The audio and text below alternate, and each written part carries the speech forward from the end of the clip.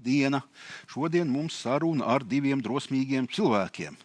Cilvēkiem, kuri stāstīs, kāpēc tā pārtikas cenas ir tik augstas Latvijā un kuri ir apņēmušies kaut ko darīt, lai viņas kļūtu zemākas, un tad jau mēs redzēsim vai neredzēsim, kas tur ir sanācis. Proti Latvijas pārtikas rūpniecības federācijas padomes priekšsēdētāja Ināra Šure un atsevišķi Latvijas alusdarītāju savienības valdes priekšsēdētājs Pēters Liniņš. Atsevišķi, jo kā jau krietnais kareivs Šveiks teica, kad ja alus cenas kļūst pārāk augstas, tad valdība ir briesmās. Tātad Pēters mums arī vēl par valdību ir atbildīgs. Pati valdība arī nesnauž un kaut ko tur dara. Un teica bargus vārdus, sasauca ražotājus un sasauca tirgotājus un sasauca vēl kādus un teica: apsolieties, un pirms pāris dienām tāds solījums tika pieņemts, kad būšot kaut kādas arī lētas cenas kaut kur, kaut kā. Mēs tagad skatīsimies, kā tas viss notiks, un vai tas ir iespējams, un varbūt arī nav iespējams, un ja nav iespējams, tad kāpēc, un ja ir iespējams, tad ko mēs redzēsim, un kādi būtu, vai ražotāji kaut ko var darīt un teikt, tikai izvēlies Latvijas preci vai kaut ko citu teikt, izvēlies lētāko vai garantējam kvalitāti, vai mēs, pa tādu cenu, ko mēs tur saražosim, to ņemsim par labu.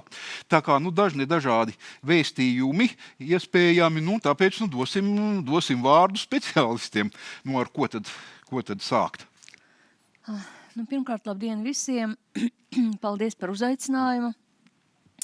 Es varbūt uzreiz tādu vispārēju ievadu sākot pateikšu, ka Latvijas pārtikas uzņēmumi ir pašlaik tādās dzirnakmeņos. No vienas puses ir globālie izaicinājumi, no otras puses ir vietējo patērētāju gaidas uz cenām, un vēl trešais dzirnakmenis ir valsts lēmumi.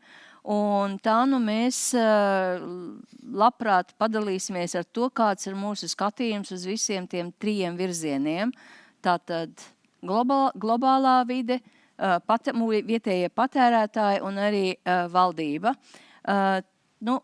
Principā, kāpēc radās šis memorands? Memorands radās tāpēc, ka pirmkārt mēs ilgi strādājām ar negodīgās tirdzniecības likumu, kurā grozījumiem, un mēs iestrādājām tur daudz dažādu punktu, kas būtu atvieglotu gan birokrātijas slogu, gan arī būtu godīgāki no abām pusēm.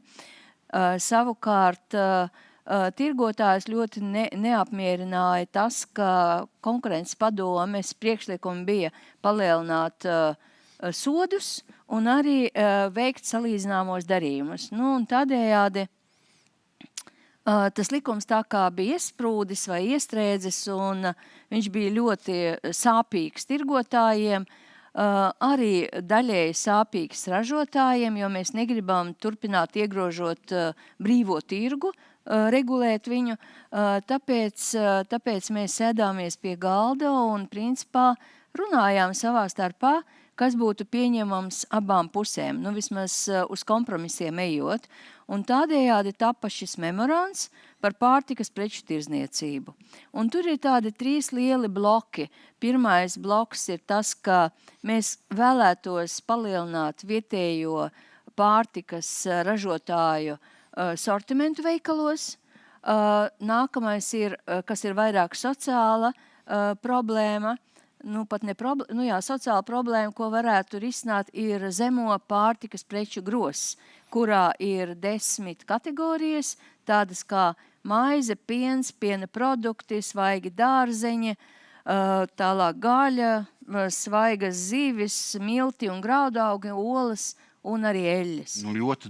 Ja tā tas viss arī būtu, kā jūs sakiet, tad Latvijā paradīze būs, visas pārtikas preces ļoti lētas. Ne jau visas, katrā tajā kategorijā viens produkts.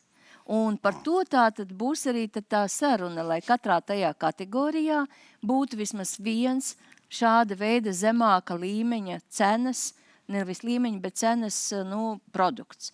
Un vēl es aizmirstu, bet piebildīšu, ka trešais virziens, ka principā tiek veidots tās digitālais rīks, ko varētu pielietot patērētājs un uzreiz salīdzināšanas rīks digitālais, ko var salīdzināt, kāda zemākā cena ir vienā veikalā, otrā un trešā.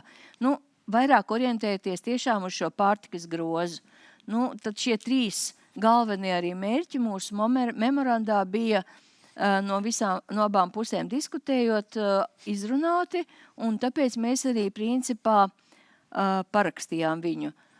Savukārt es gribu piebilst vēl, ka no savas puses mēs tomēr paturam tiesības, ja tā vietējās tirzniecības palielinājuma, vietējā produkta tirzniecības palielinājums lieltirgotāju ķēdēs un tirgotājos nepalielināsies un nebūs pozitīva dinamika, tad mēs esam gatavi atkāpties no šī memoranda un tālāk virzīt tomēr normatīvos aktus, kurus mēs jau esam izrunājuši. Varbūt vēl kāds piebilstams? Jā, no savas puses vēlētos atgādināt, ka šī problēma tika aktualizēta apmēram pirms gada, kad Konkurences padome nāca klajā ar savu pētījumu, kurā konstatēja, ka nereti vietējai produkcijai šis veikalu uzcenojums ir daudz augstāks nekā līdzvērtīgai importa produkcijai. Šo pētījumu bija veikusi Konkurences padome un neviens viņu īsti nekad nav apstrīdējis. Tāpat arī par pamatu šai plašai diskusijai ir bijusi fakta konstatācija, ka kopumā Latvijā pārtikas cenas ir pietiekoši augstas. Tad jautājums, ko ar to darīt? Savā ziņā tāds racionāls un vispār pieņemts veids būtu veikt normatīvu aktu grozījumus, kas kaut kādā veidā ierobežo šo piecenojumu. Taču pēc būtības tas nozīmē iejaukšanos brīvās tirgus konkurencē, kas nav laba lieta ne tirgotājiem, un tas var negatīvu iespaidu atstāt arī uz ražotājiem. Tomēr bija viens brīdis, kad šī diskusija bija pietiekuši lielā strupceļā, ka tas šķiet vienīgais pieejamais veids. Tad, kā alternatīva šiem priekšlikumiem nāca ideja par memorandu, kas ir no vienas puses it kā saprotama un laba lieta, tomēr no otras puses nereti mēs zinām, ka memorandi ir tādā... Budapeštas memorands par dažādi memorandi ir bijuši un bieži viņi nestrādā. Proti, lai vēlētos, lai mēs panāktu to, ka šādi memorandi tiek, vai kaut kādas apņemšanās tiek ievērotas, ir nepieciešams sankcijas. Un ja šo sankciju nav, tad nereti tādu memorandu... Budapeštas memorands par Ukrainas atteikšanos no kodolieročiem un tas, kas tagad notiek, un kas arī ir viens no iemesliem, vismaz kā tiek skaidrots, kāpēc šīs cenas ir augstākas nekā viņām tur vajag. Jā, un tā bija tā bāža. Taču šīs diskusijas rezultātā mēs esam nonākuši līdz šī memoranda parakstīšanai. Paraksta viņa pietiekoši nopietnas puses, tātad ražotāji, tirgotāji un arī valsts ministrija personās. Par to tātad tas parāda, cik šī apņemšanās ir nopietna, un godīgi sakot, man pēdējā laikā ir radusies pārliecība, ka iespējams ar šo memorandu būs savādāk. Pirmkārt, Ināra jau minēja to, ka joprojām atvilknē ir šie likumprojekti, kuri var no atvilknes tikt izvilkt jebkurā laikā ārā, un mēs varam atgriezties pie normatīvā regulējuma. Otrkārt, šī tēma kā tāda sabiedrībā ir tik jūtīga, proti es ceru, ka būs šī sabiedrības kontrole pār memoranda ievērošanu caur memoranda parakstītājiem. Proti, man ir radusies pārliecība, ka šis memorands varētu būt atšķirīgs no citām reizēm ar to, ka šis spiediens pozitīvā nozīmē tiks izdarīts uz memoranda parakstītājiem no sabiedrības puses, jo tieši sabiedrība šī tēma skar vissāpīgāk. Jā, bet kādi būtu šie atkal sabiedrības rīcībā esošie rīki, kā tur kontrolēt, memorands ir izpildīts, memorands nav izpildīts, jo Jo uzņemties tādu grāmatvedību, kā tur centrālā statistikas pārvalde ar savu vairāk miljonu budžetu dara, patērētāji jau nevar, un viņiem ir Jā, laiks un citas iespējas daudz mazākas. Tieši tā.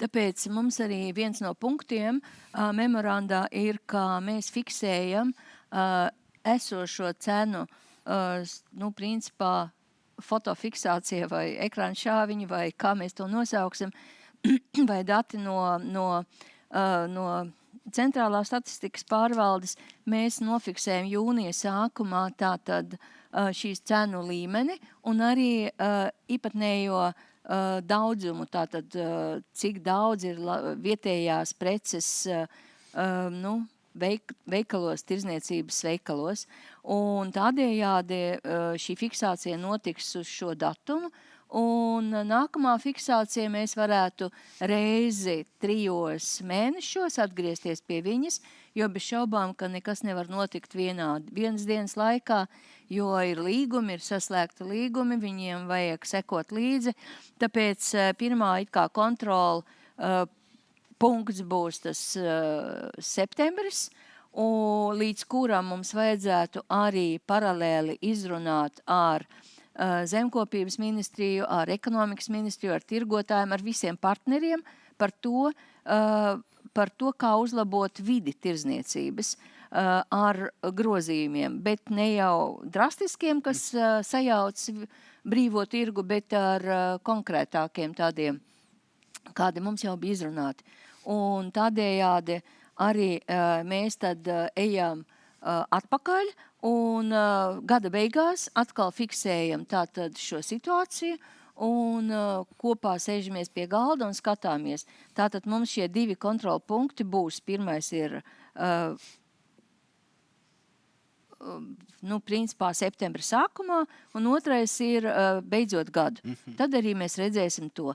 Patērētāja domas mums vienmēr svarīgas, un ja viņi redz kaut ko, tad noteikti mēs gan sociālajos tīklos redzēsim, gan arī būs mums aptaujas. Aptaujas arī būs, kuras arī norādīs, vai to redz, vai tas tiešām strādā, un ja strādā, tad vai labi strādā. Tur jau, NRALV jau arī noteikti tur piedalīsies un savus jautājumus izstādīs, to es jums varu. Tieši tā, un ekonomikas ministrs Valaņa kungs mums teica, ka viņš ir runājis ar Rimi jauno īpašnieku vadību īpašniekiem, un viņi teica, ka tāds variants ir bijis arī Dānijā, kad viena no ķēdēm samazināja, un šī konkurence, šī zemā cena parāva līdzi arī pārējos ķēdes, un tā ietekmēsot bijusi kopumā 17%. Mēs neesam to pārbaudījuši, bet, ja tā tas notiek, mums ir lielāka it kā tas kupols, kas pārklāja mūsu lielveikals un parakstītājus, tad mēs domājam, ka principā varētu tajā zemo cenu grozā, lai nejaukt to, ka visas pārtikas preces paliks lētāks. Nē, tā noteikti nebūs. Bet tas zemo produktu grozs, vismaz vienam produktam ir jābūt ar to zemo cenu. Tev iepriekš bija tāds burvju vārds, tagad lūk memorands, bet iepriekš tāds burvju vārds bija Lidl.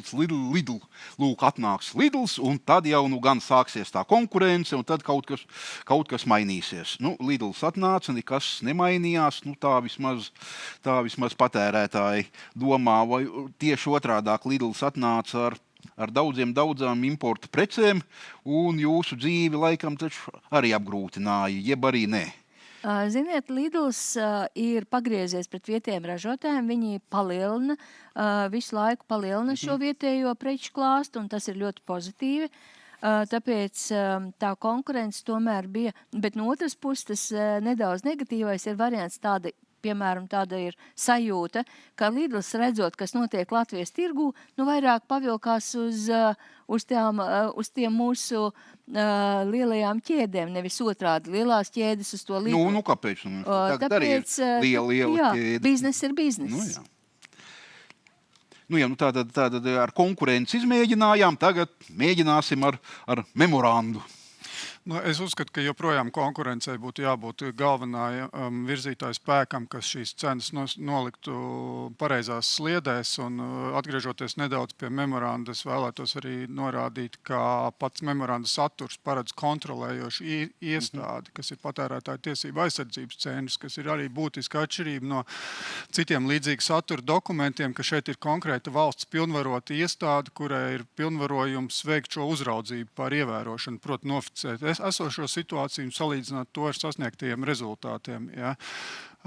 Ļoti būtiski ir, lai, ja mēs runājam par šo zemo cenu grozu, ir tas, lai šīs zemā cenu grozā ietilpstošās kategorijas netiktu kompensētas ar citām kategorijām, jo tur mēs saredzam zināmu risku, un tas arī būtu patērētāju tiesības aizsardzības centra viens no galvenajiem uzdevumiem, sekot līdzi, lai dēļ tā, ka tiek ieviest šis zemo cenu grozs, nepalielinātais pārējo kategoriju un preču cenu līmenis. Ja tas tā nenotiks, tad es tur saskatītu zināmus iegūmus. Ja tomēr tas tiks kompensēts ar citām precēm, tad faktiski mēs samainām vietām saskaitāmos un nemainām summu, un mērķis netiek sasniegts. Ja mēs to spēsim kontrolēt un ievērot, lai tas tā nenotiktu, tad šis būtu jau liels iegūms no šī memoranda. Tātad citiem vārdiem sakot, ņemam kaut vai maizi, es šeit atvainojos maizes ražotājiem un neteiksim kādu, kas tad būtu tas lētais, bet tad labi, ir kaut kāds lētais, bet, ja jūs gribiet pirkt lāču maizi vai jūs gribiet pirkt ķelmēnu maizi vai liepkalnu maizi, tad maksājiet tur nevis par 5% dārgāk, lētāk, bet par 15 vai 50 dārgāk. Tādā veidā. Tā nav izslēdzoša situācija, tāpēc arī šīs patērētāju tiesību aizsardzības jautājums. Mēs gaidām arī šos ziņojumus noteikti no pašiem no pašiem pircējiem, vai tas tā notiek, kur ikdienā to dara. Jo kurš tad var to īsti nokontrolēt, ja ne pats pircējs, ja viņš ir visu laiku ir pircis un redz, ka viņa drastiski kaut kāds kategorijas produkts palielinās stipri redzami, tad to arī vajadzētu zināt. Jā, bet tad patērētāju centrs, patērētāju tiesība aizsardzības centrs vai kāda ir tā ziņu krātuvīte, to lūk sabiedrība arī NRA ALV personāla un tad viss kopā. Bet aptaujas ļoti precīzi parāda, un parasti aptaujās piedalās tie, kas pirmkārt, kad tas interesants tas jautājums patērētājiem, un ka viņš regulāri tam seko, un tas ir tas galvenais. Un šīs aptaujas mums ir paredzētas, redzēsim. Tad jūs arī tādu krātuvīti veidosiet? Jā, tas ir memoranda viens no punktiem. Bet tad jūs federācija vai patērētāju tiesību aizsardzības centrs vai kur? Es domāju, kopā tas būtu, kāpēc būtu jādara? Nē, kā jūs darīsiet? Es domāju, ka kopā tā procedūra mums vēl nav, bet mēs esam atklāti to darīt. Es domāju, tas būs cenu monitorings, regulārs cenu monitorings lielākajos veikalos un ne tikai, kas precīzi arī atspoguļot faktisko situāciju. Tas īstenībā nav pārāk sarežģīti, es domāju, no statistikas viedokļa, jo šīs cenas jau ir publiski redzamas katru dienu, un viņu dinamika attiecīgi atspoguļojas veikalu plauktos. Tāpēc tur lielai problēmai ar šo uzskaiti, novērošanu un saskaitīšanu nevajadzētu rasties. Kaut kādi dati tomēr ir vajadzīgi, kuri, kā veikalu plauktos mēs redzam cenu un redzam to, vai tā preces par šādu cenu uz tā plaukta ir. Jo bija arī publiski, patās viens no komentāriem par šo memorandu bija tāda Ingūna Gulbe, daudz labāk pazīstama nekā Agroekonomikas institūts, kur viņi pārstāv tātad ar ziņu no Igaunijas lēnās, kur mūs atkal apsteigusi ar kaut kādu līdzīgu vienošanos, un tā rezultātā lētā sviesta plaukts esot tikai uz tā plaukta, tā sviesta nesot. Atkal laipni lūgti cilvēki, kas tagad ir Igaunijā vai tur drīzumā nokļūs, lai paskatās un arī mums pastāsta, vai šādas briesmas ir kaut kur reāli redzētas. Šis var būt fakts, kas būtu konstatējams, uz ko būtu vēršama uzmanība. Nu, jā, tas ir viens, ko patērētājs redz. Bet patērētājs tādā tiešā veidā nevar redzēt noietu lūk šim te, cik liels noiets tad būs tām lētajām precēm. Bet to mēs redzēsim pēc statistikas, un tā varēsim salīdzināt. Ja jums ir, kurš tiks klāt tirgotāju, tas jau iekšējai, labi, jūs arī ražotāji varētu pateikt, vai jūsu federācijas biedru, kuru preču noiets ir palielinājies, kuru ir samazinājies. Un tieši tā, bet tur tas risks vēl pastāv tajā zemo cenu grozā, ir risks, ka tie produkti var būt poļu vai Lietuvas, ja, un tie ir varbūt vēl lētāki. Un tādējādi mēs no savas puses ceram, ka pirmkārt tas tirgotājs nevarēs izpildīt memorandu, ja tajā zemo cenu grozā nebūs arī Latvijas prece. Mēs mēģinājām runāt par to, ka tur vajadzētu vismaz būt 50%, bet beigās gājām uz kompromisu, ka tas nav viens dienas jautājums un ka tos mēģinās pakāpeniski. Un mēs ceram, ka mēs tiksim iekšā arī zemo cenu grozā un kādā veidā, ļoti vienkāršā veidā. Ja ražotājs iet pie tirgotāja un saka, mēs saražosim tādu lielu apjomu par zemāku cenu un kā akciju, lielu akciju. Un tirgotājs saka, labi, un mēs tad neliksim piecinojumu. Un beigās būs tikai tas valsts PVN, kas arī nav mazs. Tad mēs... Bez piecinojuma, tas, tā. Kāpēc ne? Tas ir uzreiz provokācija vai domu gaita, ka uz kuru preci tad jūs to piecinojumu pārliksiet. Jo tur var, ja vairāk vai mazāk vēl varētu ticēt, ka labi, kad ir kaut kāda starpība, pa kuru tirgotājs var samazināt vienas preces piecinojumu vienai precei, to ļoti, ļoti uzkrītoši, nepārliekot uz citām precēm, bet, ja pateiks, ka piecinojums 0. Nē, taču es saku tikai kā variantu, ka ļoti godīgs tirgotājs varētu iet arī uz šādu variantu.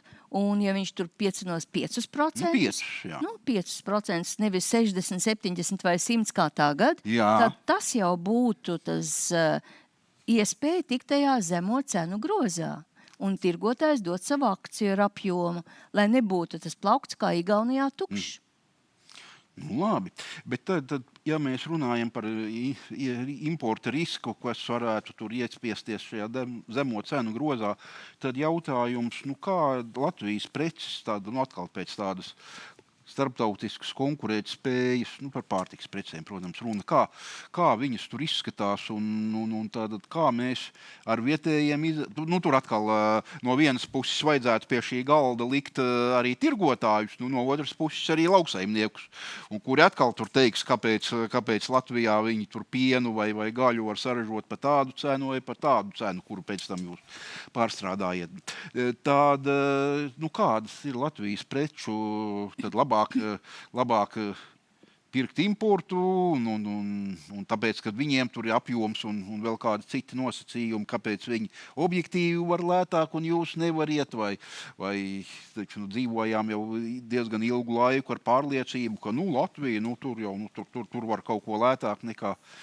Tā ir reāla ABC, un es teikšu tā, ka tur viennozīmīgi, ja Polijā saražo noteikti lētāk un Lietuvā, jo tur ir lielāks apjoms, lielāks iespējas vienā stundā saražot vairāk nekā pie mums.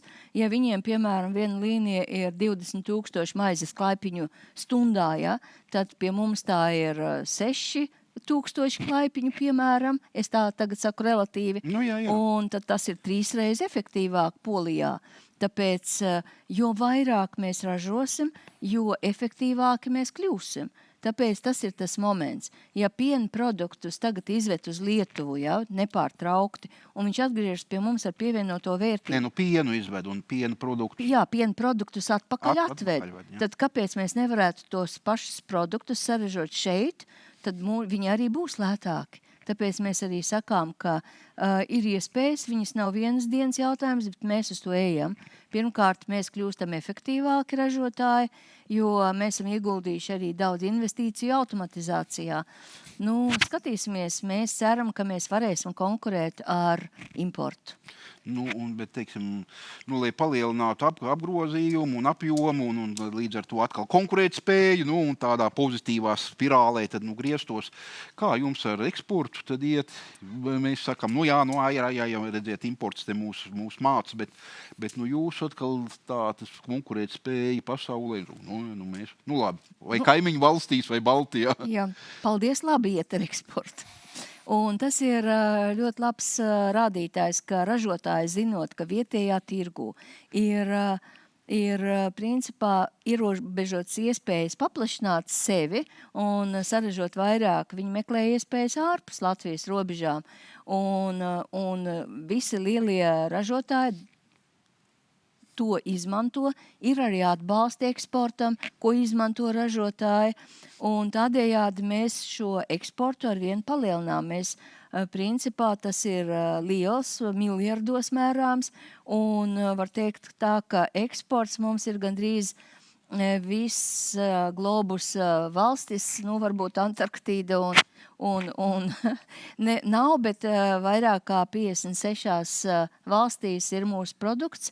Un tas aizņem laiku, tas nav arī principā ātri, apmēram, lai sāktu eksportu un lai pierādītu, ka mūsu produkts ir vislabākais, tas ir apmēram aiziet gads. Bet vismaz gads. Un tas eksports arī palielinās, jā. Visu Latvijas republikas pastāvēšanas jau 35 gadi, jo pirms tam jau Tautas frontes grupās mēs tur teicām, eksportēsim bekonu tā kā ulmaņu laikos. Mēs jau arī palielinām šo eksportu. Daži uzņēmumi līdz 70% no sava apjoma, iedomājieties, 70% sūta uz eksportu. Tas taču ir ļoti daudz, vai ne? Labi, tad jau atkal tā teiktu, tad jau to mazo Latvijas tirgu tur tā ar eksportu atliekām piepildīsiet, jeb tomēr nē.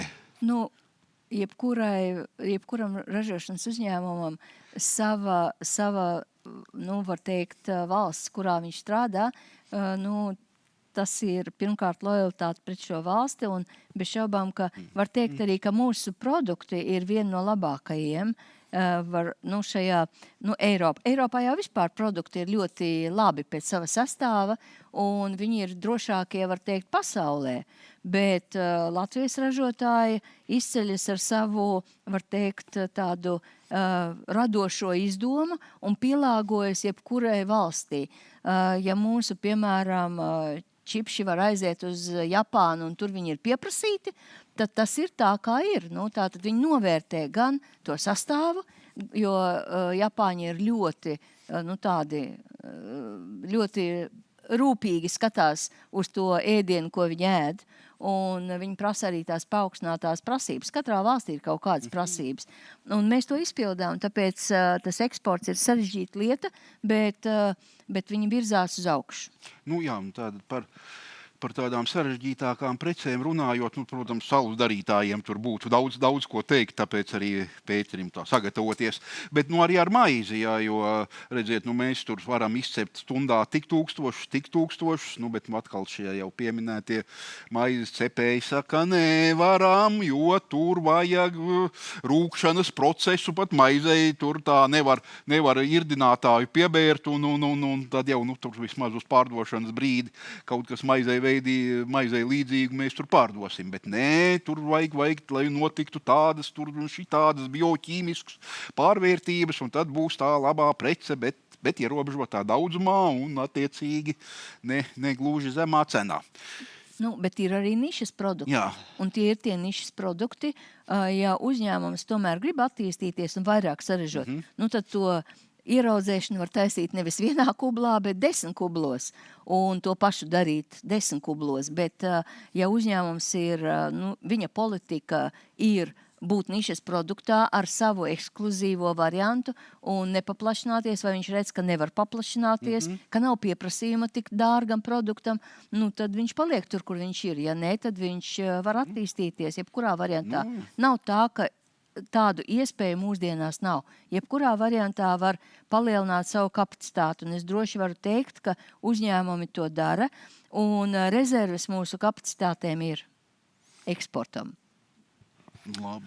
Jā, par eksportu runājot, kopumā jau pārtikas eksports sastāda, manuprāt, top 3 no kopējās eksporta vērtības valstī jau, manuprāt, gadu no gada, un tas jau vien parāda, cik šī nozare ir būtiska šajā jomā un kādu pienesumu tā dod, un par to tur liek strīdēties, vai tā ir vai nav, nebūtu nekāda pamata.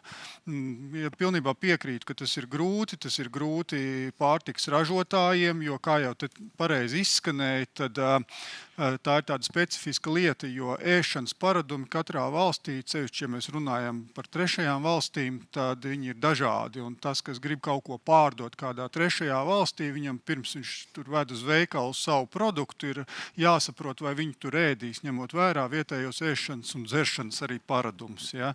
Tāpēc tas ir komplekss pasākums, nerunājot nemaz par dažādiem preču pārdošanas veicināšanas pasākumiem, kas ir jāveic ilgi pirms tam konkrētajā valstī. Tāpat tas ir saistīts, ja runājam par trešajām valstīm, ar dažādiem ievedu muitām, kas sastāda būtisku daļu no šī preces gala cenas plauktā. Tādēļ tas nav viegli. Par alus nozari runājot, jāsaka, ka šis ir gadu no gada nozares mērķis numur 1 palielināt šos eksporta apjomus, kas šobrīd joprojām, es teiktu, ir salīdzinoši niecīgi, jo Latvija ir ļoti pozitīvi izceļās ar savu alus ražošanas tradīciju un kvalitāti, kas ir ļoti augstā līmenī. Tagad tā. Apjomi niecīgi, jo mēs izceļamies tādi pozitīvi.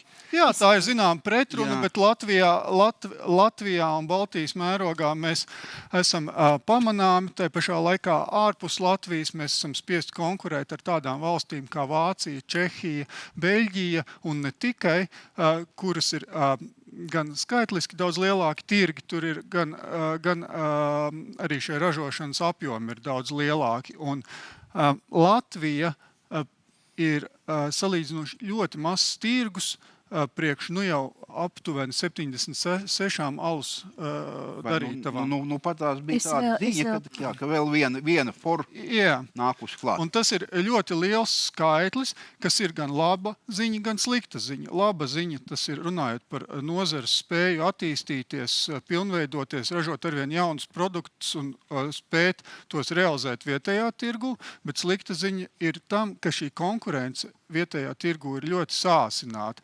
Un šis tirgus ir ļoti mazs priekš tik daudz spēlētājiem. Tādēļ es redzu, ka vienīgā iespēja, kā turpināt šo pozitīvo līkni, ir iet uz āru, meklēt jaunus eksporta tirgus. Tas jau arī tiek darīts, bet pagaidām tas neatspoguļojās tādos lielos apjomos. Tomēr tā tendence ir zināmā ar pozitīvu ievirzi, un es ceru, ka tā arī turpināsies. Bet, lai tam būtu pamats, runājot par alus nozari, ļoti svarīgi ir nacionālā politika, un tas, jo primārs joprojām, es prognozēju, vairākus gadus uz priekšu būs vietējais tirgus, un tas, cik mēs konkurētspējīgi būsim vietējā tirgu, arī izšķirst to, cik mēs spēcīgi būsim un ar potenciālu iet uz āru. Alus nozarē tas ir izšķiroši. Bet es vēl piebildīšu tieši par alus nozari, ka alus nozares eksports nav liels arī lielā mērā tāpēc, ka tas ir smagais produkts. Un principā loģistikas izmaksas ir ļoti liels. Ja, piemēram, Pepsi Cola Amerikā tikai ražot, viņa izvēlas, piemēram, lai nebūtu šo loģistikas izmaksu, ražot dzērienus, kas ir smagie principā produkti pie mums. Un tas ir tas svarīgais, ka alus eksports ir ļoti grūts tieši loģistikas izmaksu dēļ, jo viņš tad viņš paliek nekonkurēt spējīgs tajā valstī, jo tālāk ved, jo viņš ir nekonkurēt spējīgāks. Bet tomēr tādas apmēram 150 gadus vecas avīžu reklāmas šad tad palasu, tur tur jau tā rakstīja, ka tādī un tādī krogā, pie tam ne tikai Rīgā, ka tur ir atvestas 150 pudeles īstā Anglijas alus. Un cik viņš maksāja? Acīm redzot, jau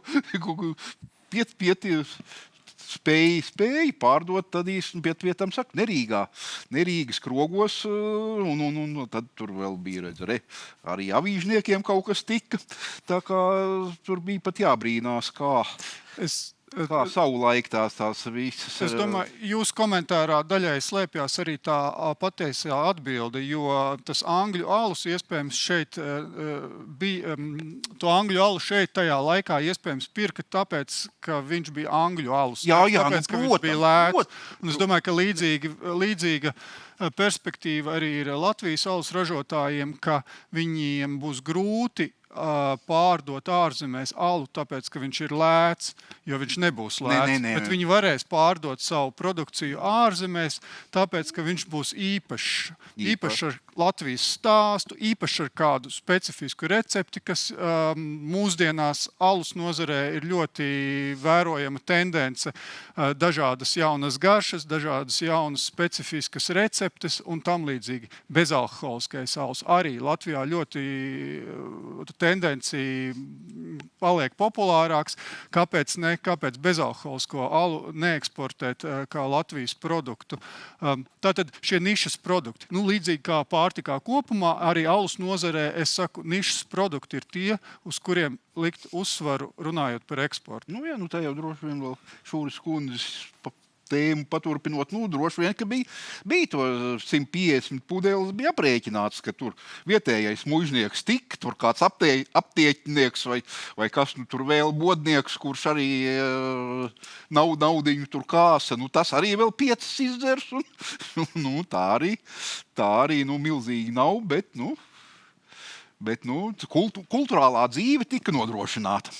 Labi, tagad mēs cerams nodrošinām paši, arī konkurencē ar čehu alu un angļu alu joprojām ievedam, Jā, Latvijā tā ir nozarē sliktā ziņa, kad līdzīgi kā pārtikā kopumā, arī alus nozarē ļoti spēcīgu konkurenci vietējiem sagādā importa produkcija. Un šeit ir līdzīgs stāsts, kad nāk iekšā produkts ar zemu pašizmaksu, kuru pamatā veicina lielie apjomi, ko tie spēj nodrošināt.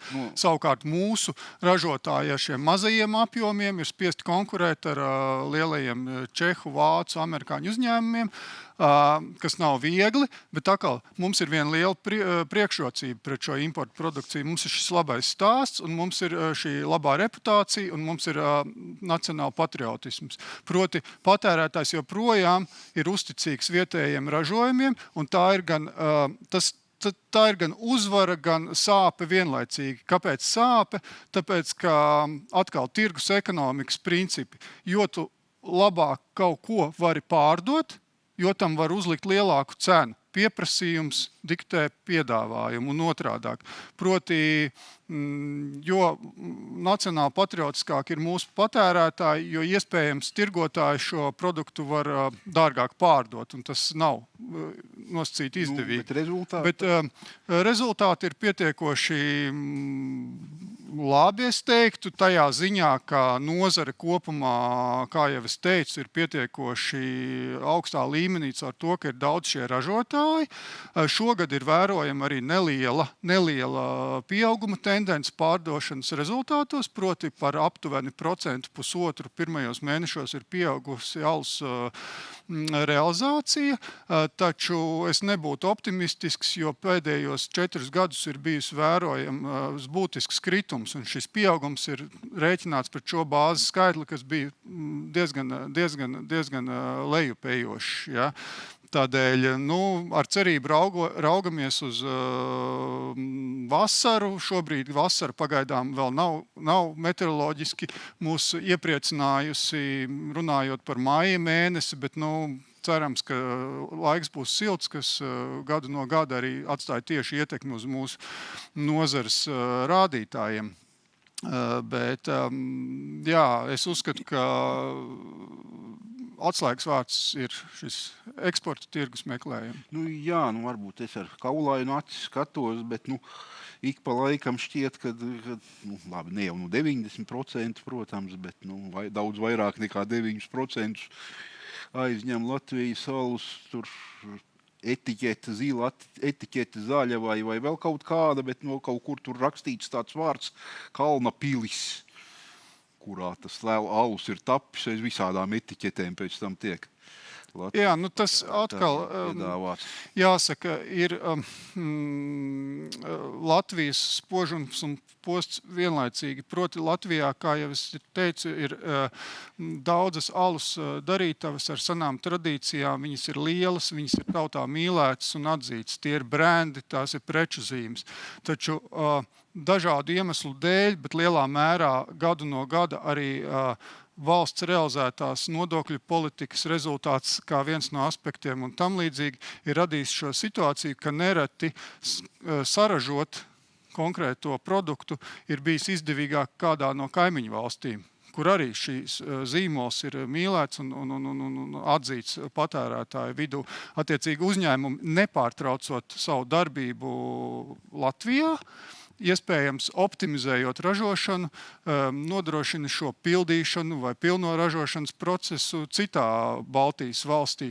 Es neredzu šeit būtisku pretrunu, tomēr es izdarītu secinājumus valstiski, ja ražošana ir ar tendenci aizplūst no mūsu valsts, tad es meklētu atbildes uz šiem jautājumiem, kāpēc un ko mēs varam darīt, lai tā nenotiktu. Katrā ziņā tā nav tāda uzņēmuma brīva izvēle, ka es pildīšu alu, piemēram, citā valstī. Kāpēc? Tam ir kaut kādi ekonomiski iemesli bijuši. Un tas ir tas, par ko es un kolēģi gadu no gada runājam, ka šī alus ražošana būtiski samazinās Latvijā. Tas gan palielinās šis ražotāju skaits, bet, ja mēs runājam absolūtos litros, tad šis skaits samazinās. Un tā ir slikta tendence,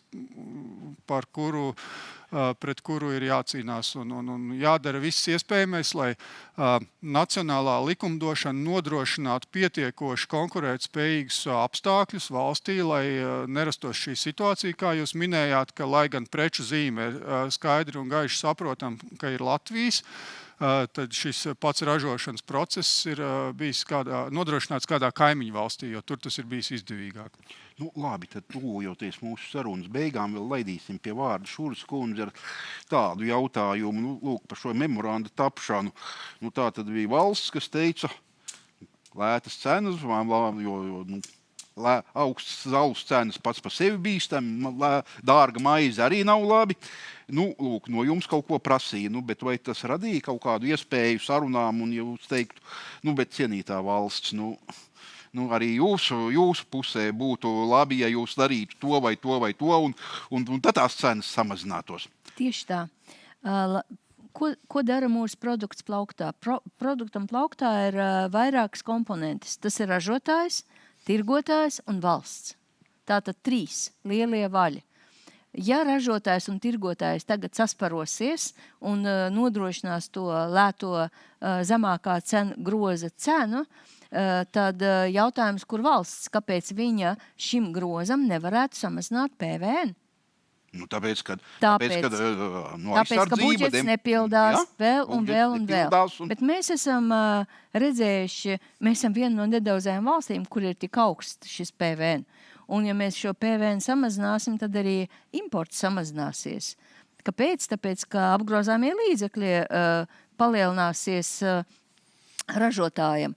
Un vēl ir tas, ka, ja mēs skatāmies tādā griezumā, tad, ja mēs ejam uz galīgo cenu, tad partneriem ir jābūt līdzvērtīgiem.